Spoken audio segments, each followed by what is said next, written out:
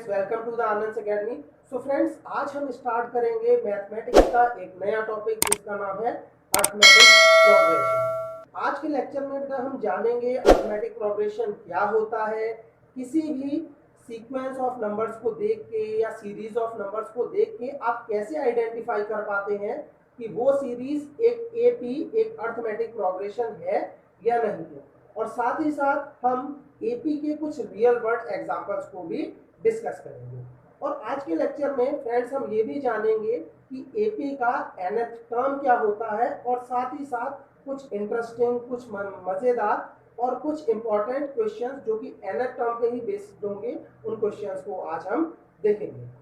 So friends, इस lecture को आप शुरू से लेकर के अंत तक देखिए, इसके एक एक पॉइंट को समझिए, क्योंकि फ्रेंड्स आपका अल्टीमेट ऑब्जेक्टिव क्या है? आपका अल्टीमेट ऑब्जेक्टिव है किसी भी टॉपिक के ऊपर एक अच्छी कमांड बनाना। और वो अच्छी कमांड आपकी कैसे बन सकती है? जब तक आपकी फाउंडेशन मजबूत नहीं होगी, उस टॉपिक के प्रति आपके बेसिक्स क्लियर नहीं होंगे, तब तक उस टॉपिक के ऊपर आप कमांड नहीं बना सकते हैं। चाहे आप कितने भी क्वेश्चंस कर लीजिए, कितनी भी वीडियोस देख लीजिए, आपको उस टॉपिक्स के बेसिक्स क्लियर करना बहुत ज़रूरी है। और बेसिक्स क्लियर करने के लिए ज़रूरी होता है बेटा इंट्रोडक्शन पार्ट को बहुत ही ज़्यादा मजबूत करना। तो फ्रेंड्स, इस वीडियो को आप शुरू से लेकर के अंत तक देखिए और अच्छे से इसके एक एक पॉइंट को समझिए। तो आइए शुरू करते हैं आज का अपना लेक्चर। तो फ्रेंड्स, आइए सबसे पहले हम ये जानते हैं कि अरिथमेटिक प्रोग्रेशन होता क्या है। देखिए, a sequence in which each term differs from its preceding term by a constant is called arithmetic progression।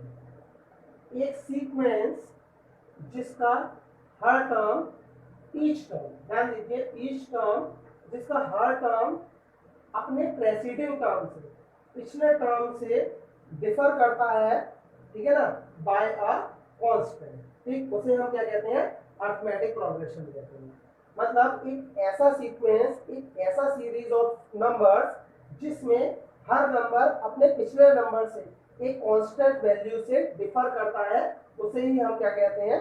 Arithmetic progression कहते हैं। तो फ्रेंड्स, आइए अब हम आगे बढ़ते हैं और कुछ सीरीज ऑफ नंबर्स के द्वारा देखते हैं कि अरिथमेटिक प्रोग्रेशन होता क्या है। तो फ्रेंड्स, सबसे पहले हम नेचुरल नंबर्स को देखते हैं।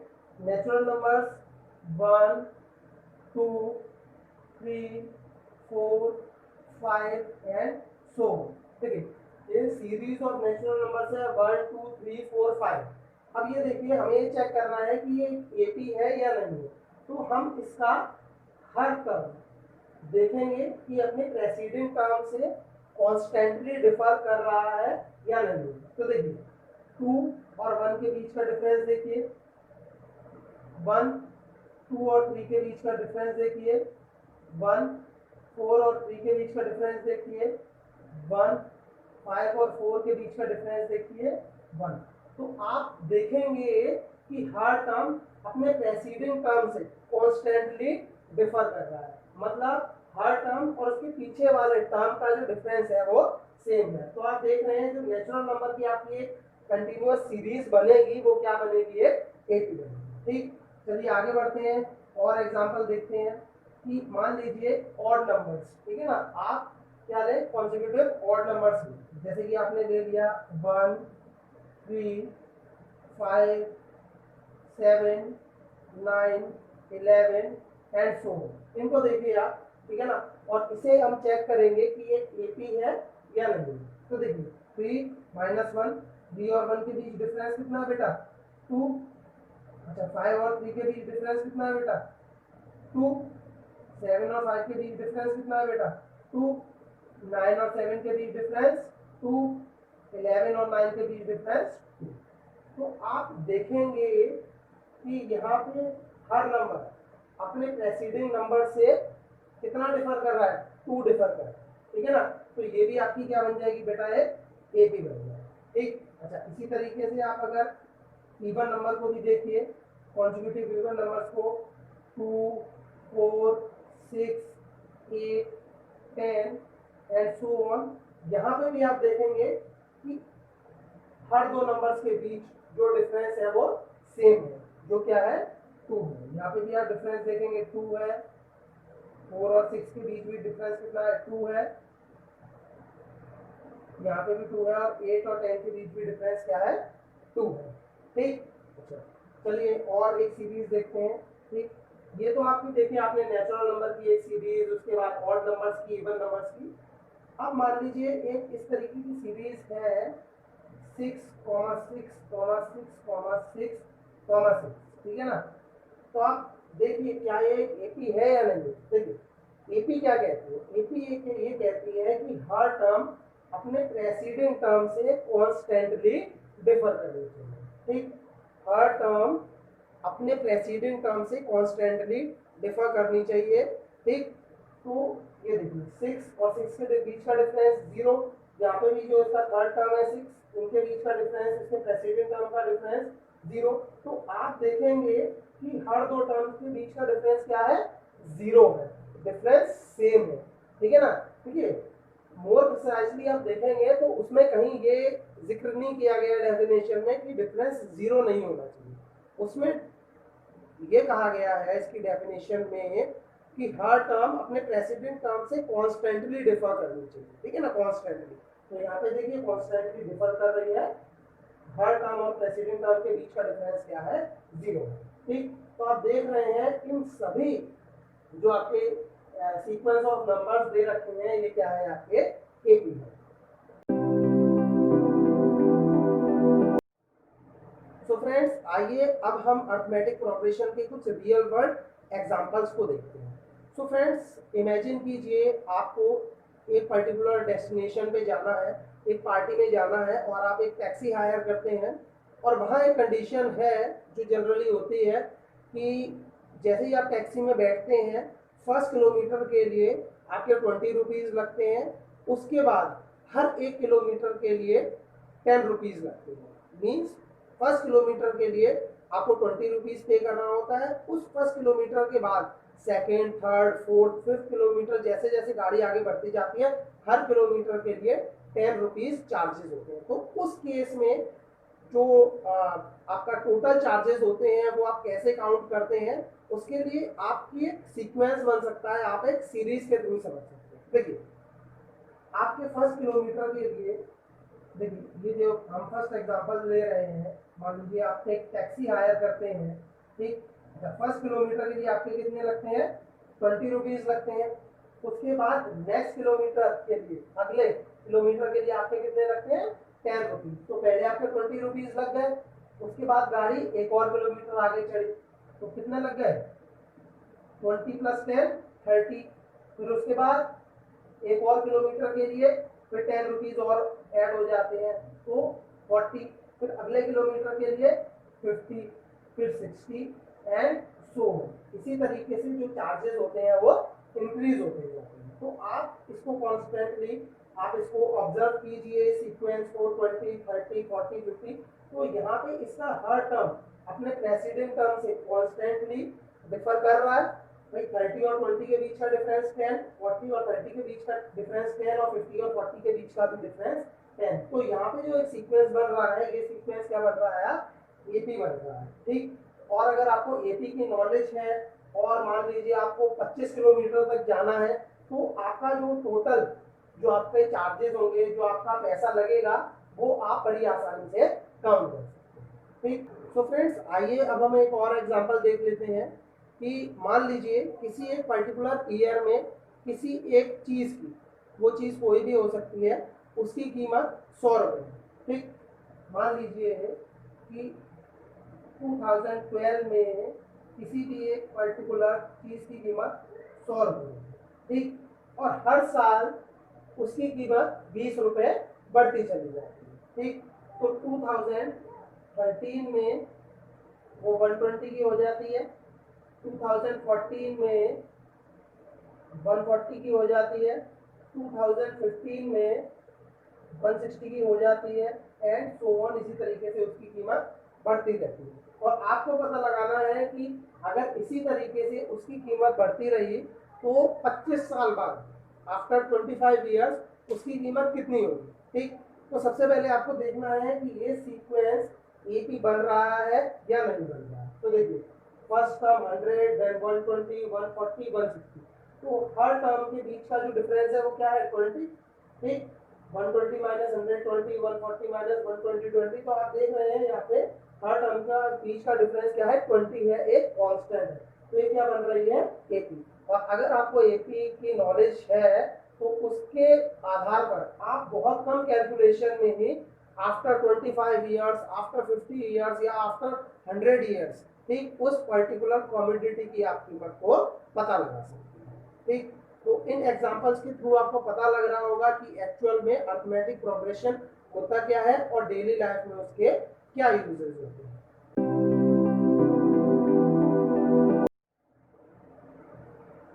So friends, let's move ahead and discuss what is the general form of AP. तो फ्रेंड्स अगर हम कोई भी एपी की फर्स्ट टर्म मान लेते हैं क्या है ए, ठीक, अच्छा, and the common difference between each term, between each pair of terms कितना है डी। ठीक, ठीक, फर्स्ट टर्म क्या है ए है और कॉमन डिफरेंस मतलब हर दो टर्म्स के बीच का जो डिफरेंस है डी है। ठीक, तो हमारी एपी कैसे बनती है बेटा, a plus d, a plus 2d, a plus 3d and so. ठीक, a plus d, a plus 2d, a plus 3d and so. तो आइए अब हम इसमें चेक कर लेते हैं कि इन दो टर्म्स के, हर दो टर्म्स के बीच का जो डिफरेंस है वो सेम है या नहीं। देखिए ए प्लस डी में से अगर आप ए को माइनस करेंगे, देखिए ये मान लीजिए आपने क्या है T1, ये T2, ये T3 और ये T4। ठीक, इसे हम डिनोट करते हैं term 1, term 2, term 3 and term 4।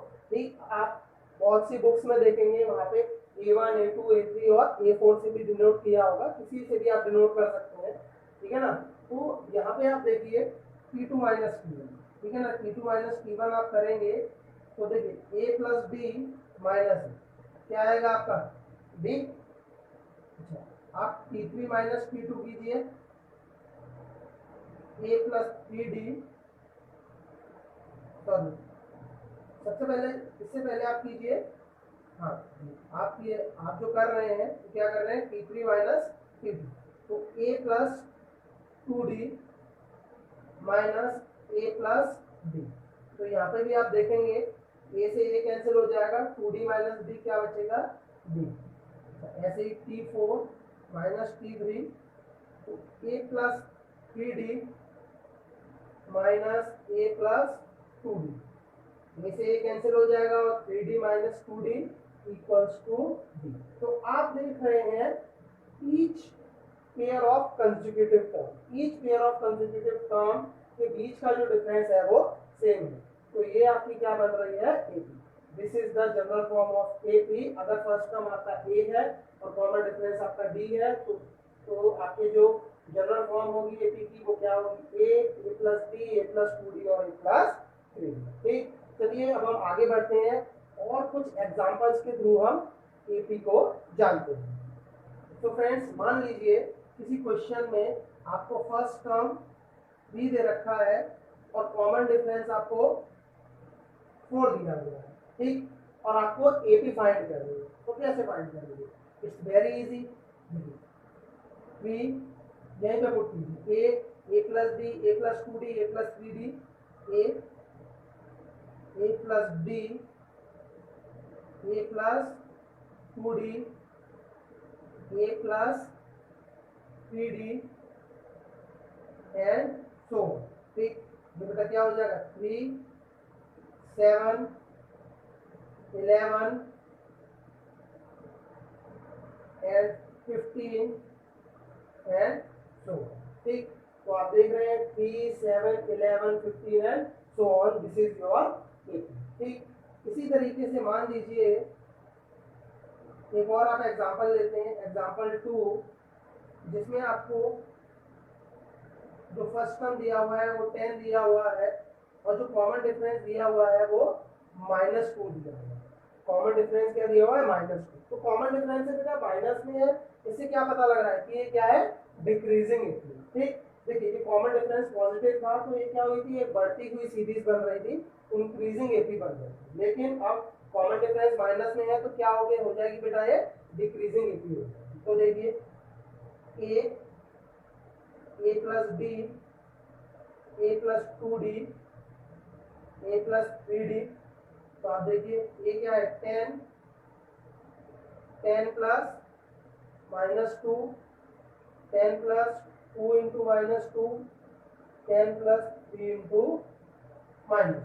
ठीक, तो क्या बनेगा बेटा? 10, 8, 6, 4 एंड 4। तो देखिए हर दो टर्म्स के बीच का डिफरेंस क्या है? 2। लेकिन हम मोर प्रिसाइजली देखें, सेकेंड टर्म और फर्स्ट टर्म के बीच का डिफरेंस कितना है बेटा? 8 -10 -2 6 -8 -2। तो ये क्या है बेटा? आपकी डिक्रीजिंग है। तो फ्रेंड्स आइए आगे बढ़ते हैं और देखते हैं कि nth टर्म क्या होता है। किसी भी एक क्वेश्चन में एक सीरीज दी होती है और आप कैसे फाइंड करते हैं nth टर्म। ठीक, तो आइए क्वेश्चन के थ्रू देखते हैं। मान लीजिए आपको एक सीरीज दी हुई है 2, 5, 8, 11, 14 एंड so। ठीक, so you have to find the nth term, you have to find the nth term। ठीक, अच्छा nth टर्म के लिए बेटा एक फॉर्मूला है Tn equals to a plus n minus 1 into d. a plus n minus 1 into d, इसे Tn से भी डिनोट कर सकते हैं। कुछ बुक्स में आप देखेंगे इसे an से भी डिनोट किया गया है, तो आप किसी से भी रिप्रेजेंट कर सकते हैं ऐसे। तो देखिए यहाँ पे Tn आपका क्या है बेटा? Tn है आपका nth टर्म। ये क्या है आपका? First term. अच्छा, n क्या है? पोजीशन ऑफ nth टर्म या required term, position of required term. And D क्या है आपका बेटा? Common difference. ठीक है ना? डी क्या है आपका? Common difference. ठीक है, तो देखिए यही क्वेश्चन हम ले लेते हैं। तो इस क्वेश्चन में आप देखिए कि यहाँ पे आपको ए कितना दिया हुआ है बेटा? 2। डी आपका कितना होगा? डी आपका होगा T2 minus T1। T2 minus T1 यानी कि 5 - 2 यानी कि 3। ठीक, और आपको क्या पता करना है? इसका nth टर्म आपको इसका पता करना। ठीक है, तो फॉर्मूला क्या है आपका? Tn equals to a plus n minus 1 into d. तो Tn इक्वल्स टू a की जगह क्या रखेंगे? 2 प्लस n माइनस 1 और डी की जगह क्या रखेंगे बेटा? 3। ठीक, 2 plus 3n minus 3, 3n 2 minus 3 equals to -1। तो आप देखेंगे इसका nth टर्म क्या हो जाएगा? 3n minus 1। ठीक, अच्छा मान लीजिए इसी क्वेश्चन में आपको फाइंड करना है इसका 50th term. You have to find 50th term. ठीक है ना? You have to find 50th term. उसके लिए आप क्या करेंगे? 50th टर्म के लिए बेटा क्या करेंगे? आप कुछ नहीं करेंगे, आप n की जगह क्या रख देंगे बेटा? 50 रख देंगे। ठीक है ना? आप n की जगह क्या रख देंगे? 50 रख देंगे। आपको क्या फाइंड करना है? यहाँ से T50। ठीक है ना? तो बस 3 इंटू 50 माइनस 1 कितना हो जाएगा बेटा आपका? 149। This is the answer of this question. तो आप देख रहे हैं आपको कोई सीरीज दी हुई है तो कितनी आसानी से उसका nth टर्म फाइंड करते हैं, और nth टर्म फाइंड करने के बाद हम चाहे तो उसका एक पर्टिकुलर कि जिस पोजीशन पे कोई टर्म आ रहा है उसे भी आप फाइंड कर सकते हैं।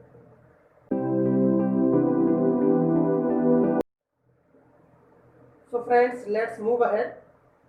The question है find the 14th term of AP 9 5 1 minus. देखिए ऐसे क्वेश्चन में आपको ये भी दे रखा है कि चेक वेदर, मान लीजिए ये भी क्वेश्चन हो सकता है, check whether it is an AP और नॉट। इफ एपी तो फाइंड इट्स 14th टर्म। ठीक है, सबसे पहले तो हमें ये देखना है कि ये एपी है या नहीं, ठीक है ना, ये चेक करना है। तो सबसे पहले आप क्या निकालेंगे, T2 माइनस T1। तो देखिए 5 माइनस 9 कितना हो जाएगा, -4। अच्छा ऐसे ही आप निकालिए T3 माइनस T2, 1 माइनस 5 ये भी -4। अब आप देखिए T4 माइनस T3 -3 -1 ये भी आपका क्या है, -2।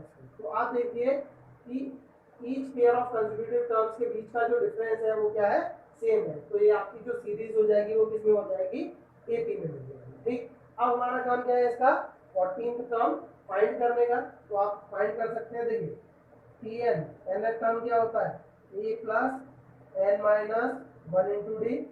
आपको क्या पता करना है बेटा, 14। तो एन की वैल्यू आपकी क्या है 14, ए की वैल्यू क्या है 9, एन माइनस 1 एन की वैल्यू क्या है आपकी 14 माइनस 1, और डी की आपकी वैल्यू क्या है, डी की वैल्यू आपकी क्या है माइनस। ठीक है ना, तो देख रहे हैं बेटा यहाँ पे जो आपकी ए की वैल्यू जो गिवन है वो ए की वैल्यू क्या है आपकी 9, और एन की वैल्यू क्या है आपकी 14, और डी की वैल्यू अभी आपने जो निकाली है वो क्या है आपकी -2। ये आपकी वैल्यूज गिवन है। ठीक, इन्हीं वैल्यूज को आप पुट कर दीजिए यहाँ पे। 9 प्लस ये कितना हो जाएगा 13 -4, 9 13 4 52, 52 9 माइनस 52 बेटा कितना आ जाएगा -40। ठीक, तो ये जो सीरीज दी हुई है इस सीरीज की 14th टर्म क्या हो जाएगा बेटा, -42। This is the answer of this question.